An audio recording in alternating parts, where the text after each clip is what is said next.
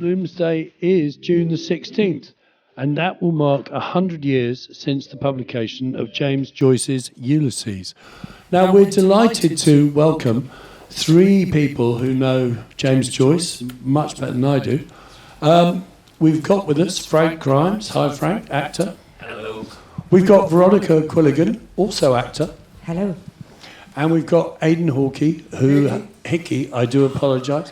Aidan Hickey, who has done an exhibition of 18 paintings based on the episodes of Ulysses.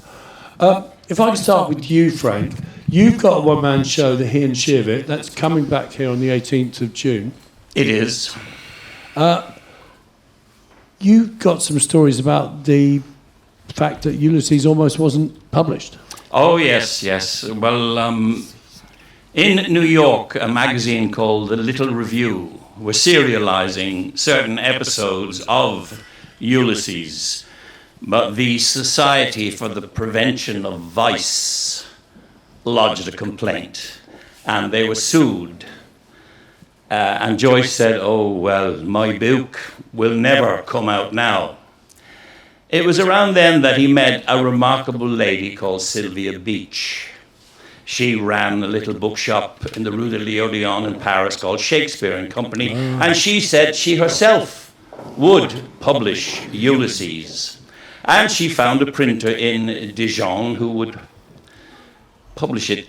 Thus it was that James Joyce was presented with the first copy, hot off the press, by express train to Paris on his 40th birthday, the 2nd of February, 1922. Letters have never been the same since. Of course, Ulysses was banned in Britain and America. Hundreds of copies were seized by the customs at Folkestone and burnt. So, a little excerpt from the Calypso episode of Ulysses. The He and the She of It of Ulysses are Mr. and Mrs. Leopold Bloom, and Joyce shows them to us in their entirety. Flesh and blood, body and soul. We're with Mr. Bloom when he has his morning bowel movement.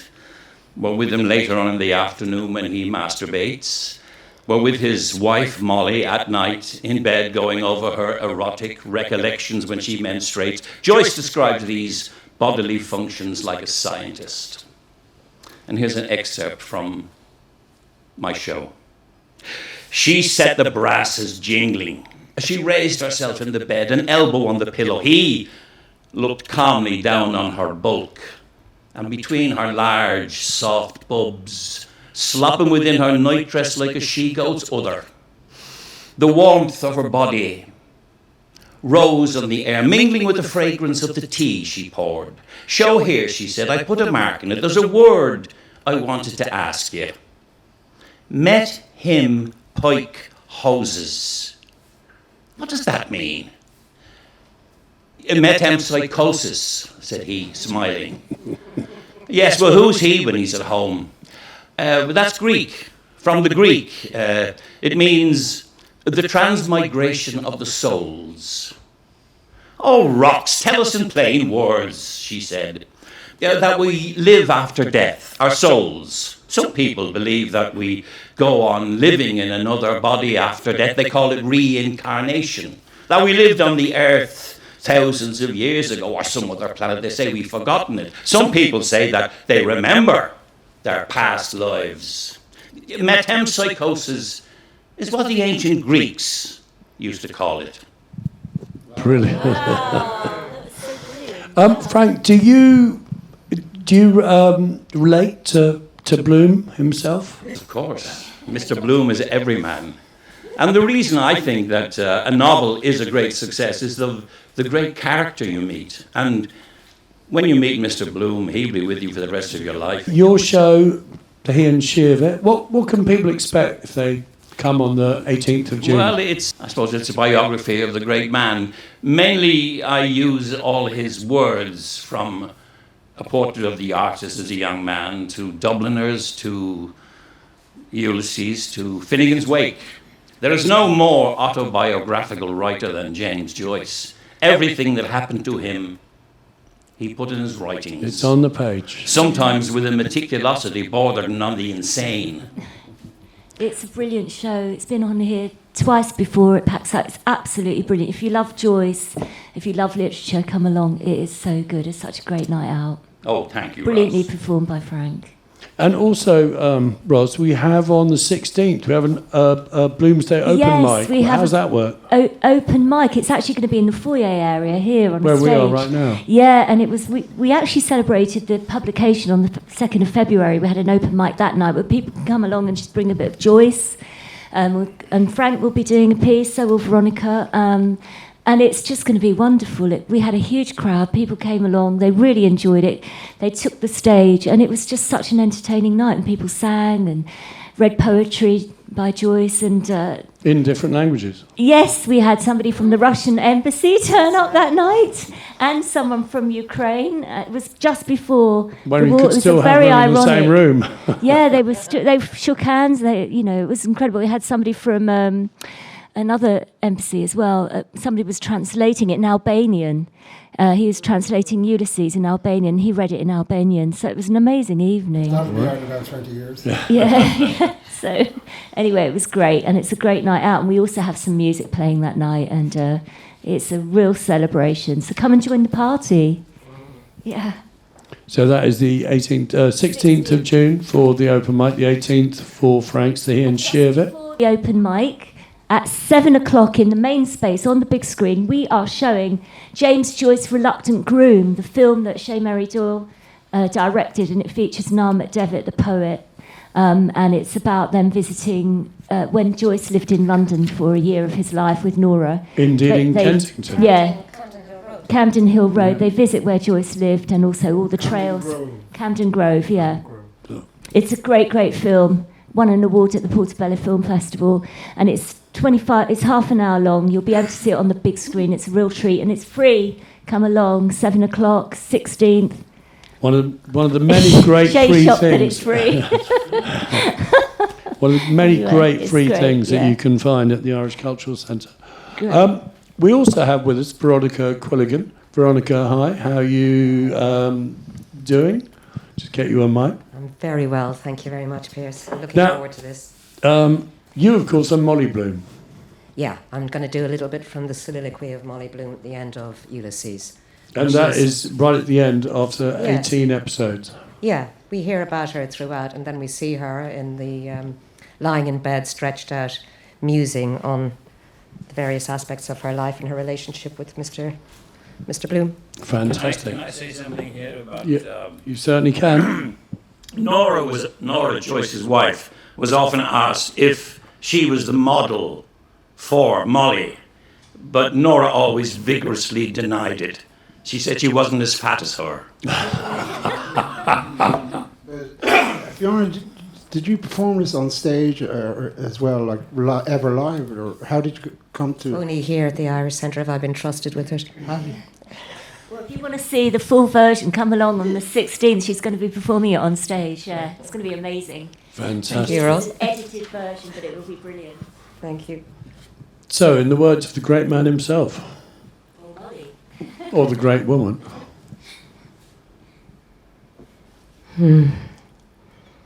Why can't you kiss a man without going and marrying him first?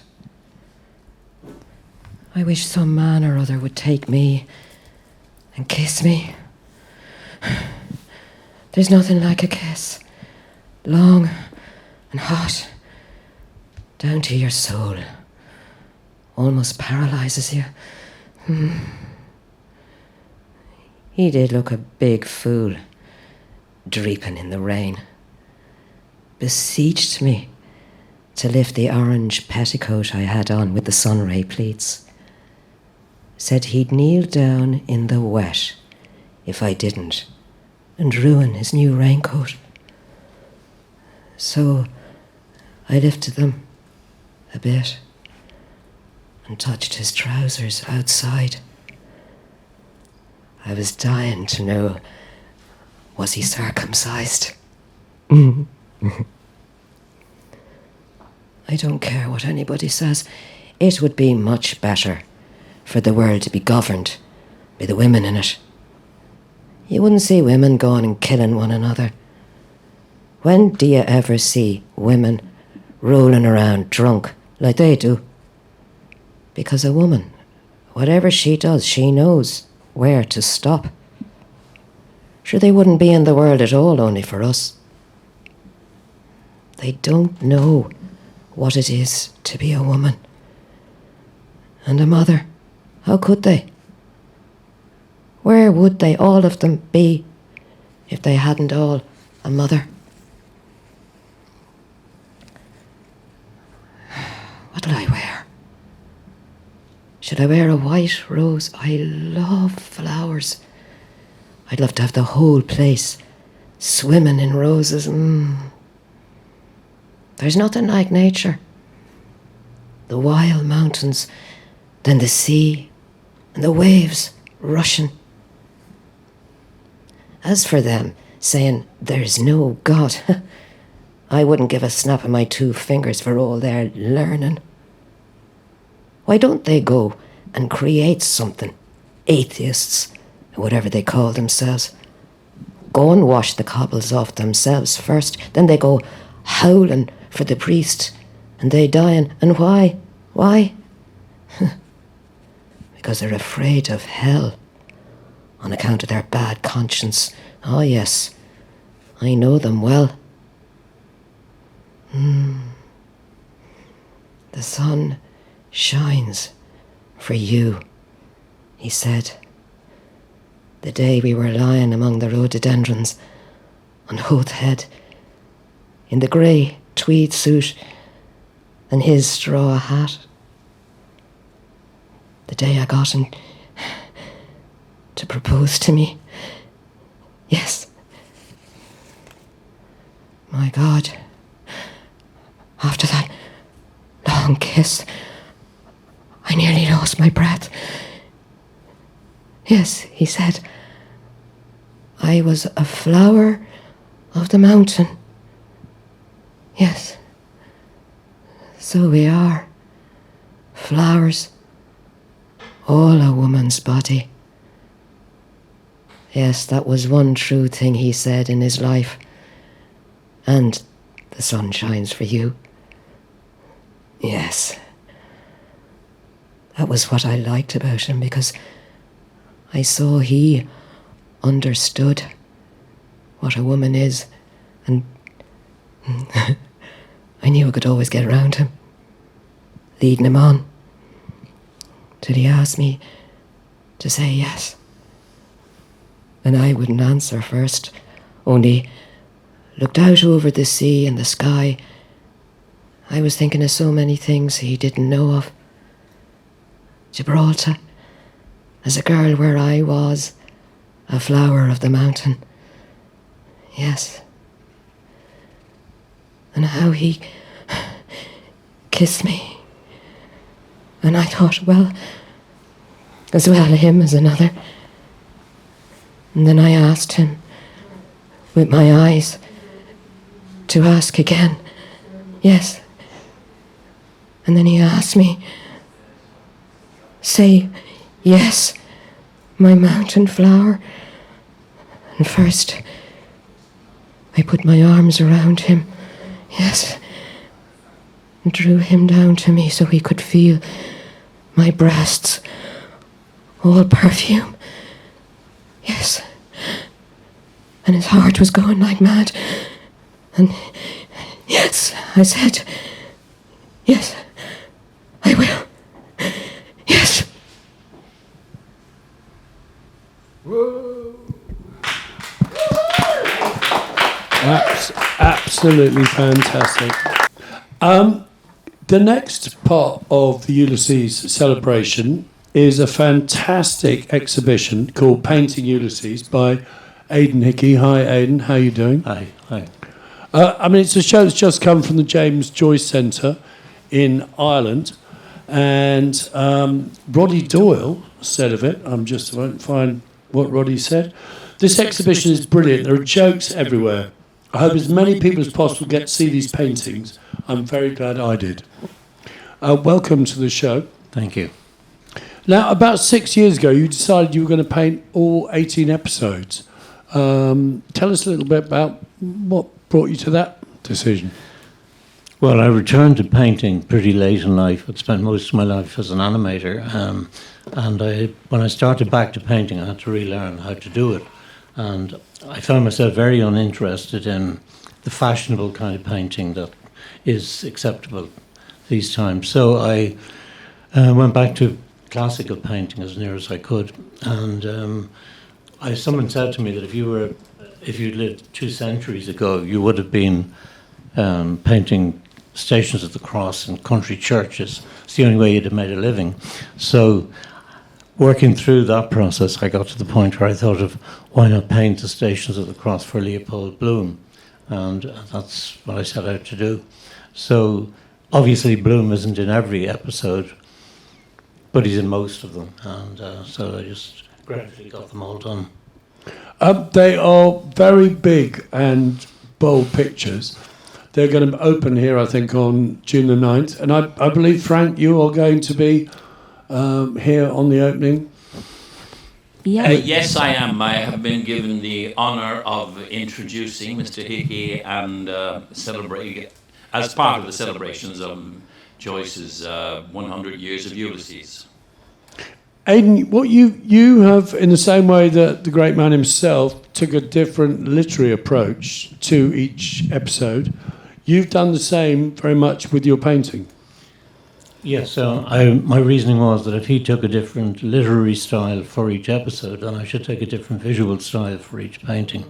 So I tried to find a form of painting that would in some way reflect the content of the episode. A lot of the original ideas I had about that didn't work out, but eventually I found a style I think that matched pretty well what Joyce was doing, and I'd like to think that he would find some of them amusing, perhaps. Yeah. And people have described your painting as narrative painting. Yes, yeah, it is, which is totally unfashionable. I mean, people would, it simply isn't acceptable almost at this stage. But I do believe that many younger painters are coming back to that kind of painting, and it'll be maybe 10 years' time, it's going to be commonplace. Yeah. I mean, people who've seen the social media for this will have seen Penelope, which is a fantastic shot of a bar lady, and in the mirror behind her you can see this mob of men looking for a drink. Which were the easiest episodes to paint, and which were the most difficult? The one you mentioned, which is based on Manet's version of the bar at the Folie Bergère. It should have Joyce had 2 barmaids, but I could only fit in one. So I wanted to make room in the background for the men that you mentioned. In Manet's painting, there's simply the room reflected, but I felt it was a perfect way to get the characters that Joyce had described in the bar that day. So we can look forward to that on the 9th. Ros, will that be a big night here? I think the exhibition, the word for it is spectacular. Every painting is entrancing. You just can't stop looking at them. The details of each of them, the colours, so amazing. It's going to be wonderful. It's going to be a great night, the opening, and Michael Hanrahan, the Deputy Ambassador at the Irish Embassy, is going to be introducing the night with Frank, so he's going to be here, and it's just going to be an extraordinary opening. It will be here during all our Blooms festivities. It's going to be carrying on until the end of August, and it's going to be wonderful. Yeah, I just say that I used to run a Bloomsday festival at the Duke Street Gallery in Dublin, and that's when I encountered Aidan and his story. And at that stage, I think you had 6 paintings. We previewed 6. And then I said goodbye to him, and he went his way. And then I was wondering, is he going to make it all the way to the 18 episodes, And then I was so glad when it had an exhibition in Dublin in the James Joyce Centre. Sadly, in a way, the James Joyce Centre at the time was virtually not open. So it was very COVID time. Yeah, all sorts of things like that. So it's going to be great. We went through this morning with Franco and Joe and Aidan to just where we're. So it's going to be like this. We were trying to get to Stations of the Cross vibe, I didn't know even that you had that reference. When we talked about that, I don't know if people over here know what the Stations of the Cross is. Do Well, they? you might as well remind them, Shane. Well, it's when you go to the church and there's... How many Stations of the Cross is there? Huh? 14. 14, and you go through the whole crucifixion of Christ. It's quite dramatic, you know. And, you know, he goes and he's going through the crowds. But this is a bit like, for those... I don't think you need to know about... have read the book in depth, but it's a kind of each episode, and so it's like you go on a journey. So we've worked it out, so you will go through this beautiful journey, and where the last 3 paintings are, we have a lovely room where you can relax and reflect on what you've just been through and have some water or a drink and so on. But it's going to be, I really hope a lot of people come to this show. Well, Just a moment in history right now, actually, right this moment. The lorry has just arrived with the paintings and they're being brought in. Fantastic. This is all the way from Dublin. This extraordinary exhibition is being brought in. And John Devine is it's a helping moment bring in it history, and London is so lucky to have this show, guys. Really is a great event for London. John, bring this one over, please. We've got a copy of Ulysses on the desk here, and every time I see a copy of Ulysses, it's always a slightly moody colour. Your pictures, Aidan, are so full of life, full of people, full of colour.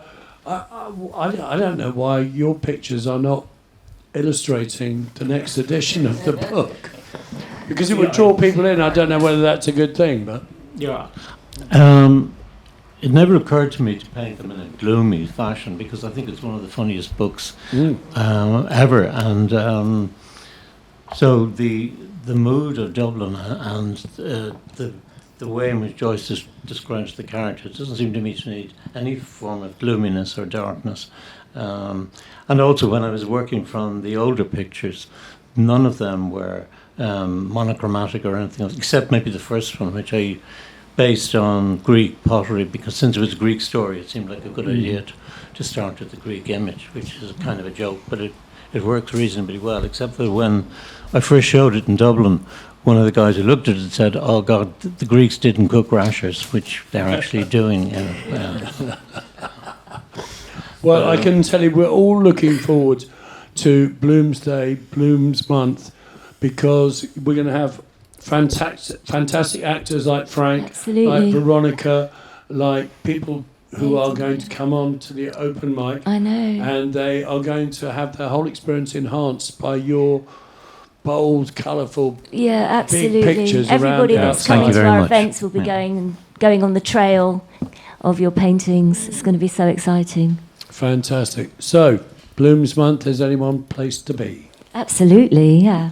And Ros, if people want to know what's happening, we're going to give them a quick resume in a minute. Yeah. How do you find out what's Just happening? go to our website, www.irishculturalcentre.co.uk.